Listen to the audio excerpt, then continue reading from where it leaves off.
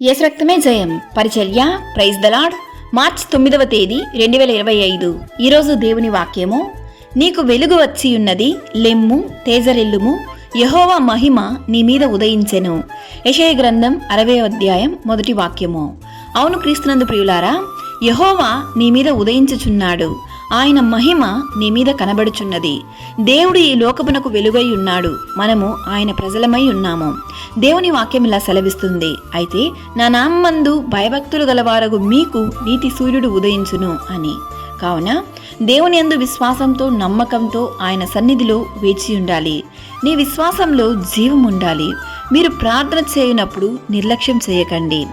మీ మోకాళ్ళ ప్రార్థనతో ఎన్నో ఘనకార్యాలు చూడగలం గనుక ప్రార్థించు. నీ పరిస్థితి మారి చీకటిగా అంధకారంగా ఉన్న నీ జీవితంలో యేసుక్రీస్తు వెలుగును నింపును. దేవుని సన్నిధిలో మీరు చేయు ప్రతి ప్రార్థనను దేవుడు చెవియొగ్గి ఆలకిస్తున్నాడు. యెహోవా మహిమ మీ మీద ఉదయించును. అట్టి మహిమ ఈ ఉదయకాలమున దేవుడు మనందరిపైన ప్రకాశింపజేయునుగాక. సకల ఘనత మహిమ ప్రభావములు యేసయ్యకు మాత్రమే కలుగునుగాక. ఆమేన్. God bless you.